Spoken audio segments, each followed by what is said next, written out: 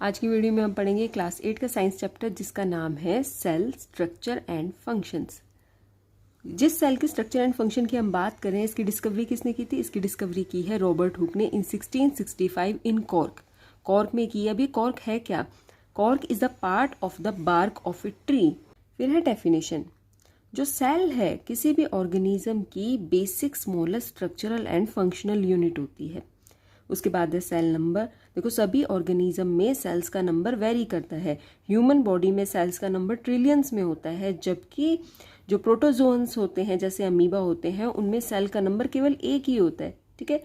जो सेल का साइज और शेप होता है वो भी वेरी करता है। Different groups of cell perform a variety of functions. Next है सेल शेप एंड साइज। जो सेल का शेप होता है वो भी डिफरेंट होता है, जैसे राउंड, स्फेरिकल, इलोंगेटेड, और इसका साइज भी डिफरेंट होता है। अब हम पढ़ेंगे कि नंबर ऑफ सेल्स के बेसिस पर ऑर्गेनिजम्स को दो ग्रुप में डिवाइड किया गया है, multi cellular organisms and unicellular organisms. जो मल्टी सेलुलर ऑर्गेनिजम्स होते हैं वो एक से ज़्यादा सेल से मिलकर बने होते हैं, जबकि जो यूनिसेलुलर ऑर्गेनिजम्स होते हैं वो केवल एक ही सेल से बने हुए होते हैं। मल्टी सेलुलर ऑर्गेनिज्म के एग्जाम्पल हैं ह्यूमन, बर्ड्स, एनिमल एट्सेट्रा। ठीक है, इसमें प्लांट्स भी आते हैं। यूनिसेलुलर ऑर्गेनिजम्स के एग्जाम्पल हैं अमीबा, पैरामीशियम एट्सेट्रा। देखो, जो मल्टी सेलुलर ऑर्गेनिजम्स हैं जैसे ह्यूमन, बर्ड्स, एनिमल्स, इनकी डेवलपमेंट इनकी मदर की वॉर्म में होती है। ठीक है। सबसे पहले क्या होता है कि जो स्पर्म है वो ओवम के साथ मिलता है और बनाता है फर्टिलाइज्ड एग। ठीक है। जो फर्टिलाइज्ड एग है वो सिंगल सेल है। ठीक है। मतलब मल्टी सेलुलर ऑर्गेनिज्म का डेवलपमेंट भी सिंगल सेल से ही हो रहा है। अब जो ये सिंगल सेल है इसमें डिवीजन्स होती हैं, ये अपने आप को डिवाइड करती हैं। डिवाइड करने के बाद जैसे जैसे जो ये एम्ब्रियो है उसकी डेवलपमेंट होगी, ठीक है, वैसे वैसे सेल का नंबर और साइज इंक्रीज होता जाएगा और बाद में क्या होता है, बहुत सारी सेल्स मिलकर ऑर्गन्स बनाते हैं और एक पूरी बॉडी का डेवलपमेंट होता है। उसके बाद है जो सिंगल सेल ऑर्गेनिजम्स होते हैं ना, वो सभी फंक्शन परफॉर्म करते हैं जो मल्टी सेलुलर ऑर्गेनिज्म परफॉर्म करते हैं, जैसे रेस्पिरेशन, डाइजेशन, रिप्रोडक्शन एट्सेट्रा। अब हम पढ़ेंगे सेल स्ट्रक्चर। देखो, एक टाइप के सेल मिलकर एक टाइप का टिश्यू बनाते हैं। ठीक है। वो टिश्यू से बनता है स्पेसिफिक ऑर्गन। अब देखो, जैसे किडनी है, किडनी की सेल देखोगे उनकी स्ट्रक्चर अलग होगी। ठीक है। और किडनी का फंक्शन भी अलग है। जबकि वहीं अगर आप लंग्स के सेल्स की स्ट्रक्चर देखोगे वो अलग होगा। ठीक है। और लंग्स का भी फंक्शन अलग होता है। इसलिए बोला गया है tissue is a group of similar cells performing a specific function. अब हम पढ़ेंगे structure of plant cell and structure of animal cell. ये डायग्राम है प्लांट सेल का। सेंटर में एक बिग वैक्यूल होता है जिसकी वजह से cytoplasm and cell organelles periphery की तरफ चली जाती है, मतलब किनारों की तरफ चली जाती है, क्योंकि सेंटर में एक बड़ा सा वैक्यूल है। ठीक है। जो साइटोप्लाज्म है, साइटोप्लाज्म के अंदर बहुत सारी ऑर्गेनेलीज प्रेजेंट होती हैं, जैसे nucleus, chloroplast, mitochondria and ribosome. ठीक है। अब जो ये अंदर का कंटेंट है, जो ये अंदर का कंपोनेंट है, इसको एक मेम्ब्रेन ने कवर किया होता है चारों तरफ से। ठीक है। जिसे बोलते हैं सेल मेम्ब्रेन। ठीक है। इस सेल मेम्ब्रेन को भी एक वॉल ने प्रोटेक्ट किया होता है केवल प्लांट सेल में, जिसे बोलते हैं सेल वॉल। अब हम देखेंगे एनिमल सेल स्ट्रक्चर। देखो, ये एनिमल सेल का डायग्राम है। इसमें क्या होता है, साइटोप्लाज्म पूरे सेल के अंदर प्रेजेंट है। ठीक है। फैला हुआ है साइटोप्लाज्म। सेंटर में न्यूक्लियस है, सेंटर में न्यूक्लियस है। इसमें जो वैक्यूल्स का साइज होता है वो छोटा छोटा होता है बहुत। ठीक है। और अंदर के जो पूरे कंपोनेंट्स हैं, ठीक है, अंदर का जो पूरा कंटेंट है, इसको कवर कर रखा है एक मेम्ब्रेन ने, जिसे बोलते हैं सेल मेम्ब्रेन। अगर हम डिफरेंस की बात करें plant cell and animal cell में, तो डिफरेंस क्या है कि प्लांट सेल में जो वैक्यूल्स का साइज होता है वो बहुत बड़ा होता है।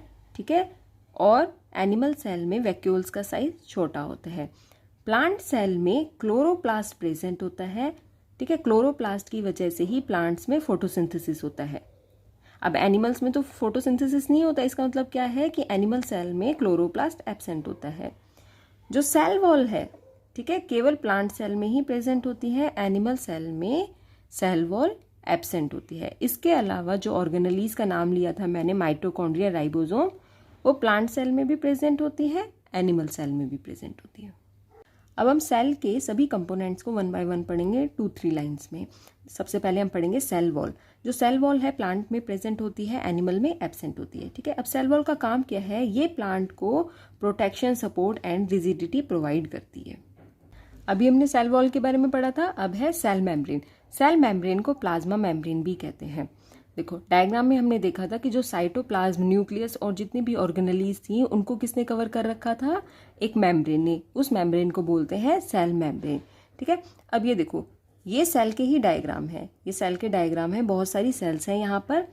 अब ये मेम्ब्रेन, जो ये सेल मेम्ब्रेन है, इसका काम क्या है कि ये एक सेल को दूसरी सेल से भी सेपरेट कर रही है। ठीक है, साथ के साथ जो ये सेल के अंदर के कंपोनेंट्स हैं, इसको इसका जो सराउंडिंग मीडियम है, जो सेल के बाहर का मीडियम है, उससे भी सेपरेट कर रही है। ठीक है, इसके बाद क्या है कि जो ये प्लाज्मा मेम्ब्रेन है, यानी कि जो ये सेल मेम्ब्रेन है, ये पोरस होती है। ठीक है, ये पोरस होती है।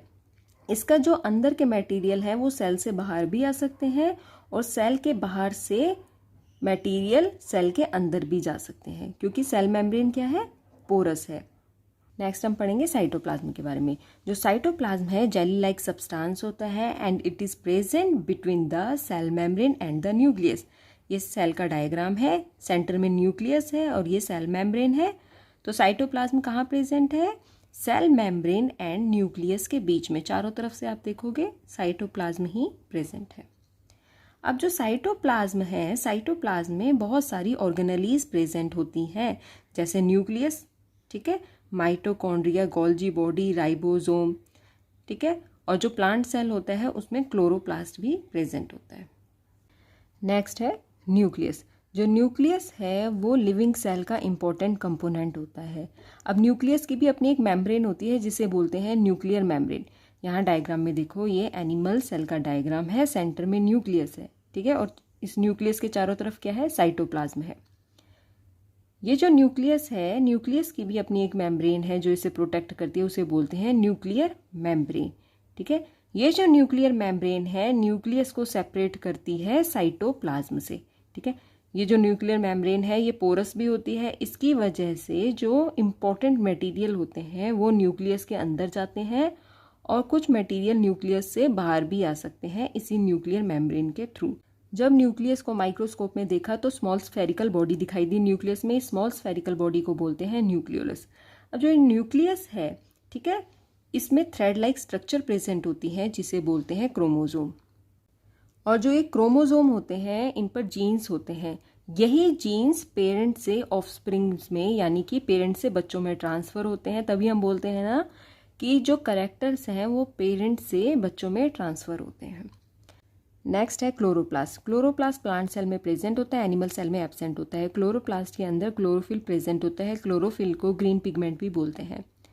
जो पत्तों का हरा रंग होता है वो क्लोरोफिल की वजह से ही होता है, लेकिन क्लोरोफिल का मेजर फंक्शन होता है कि ये फोटोसिंथेसिस में हेल्प करते हैं। फोटोसिंथेसिस क्या है?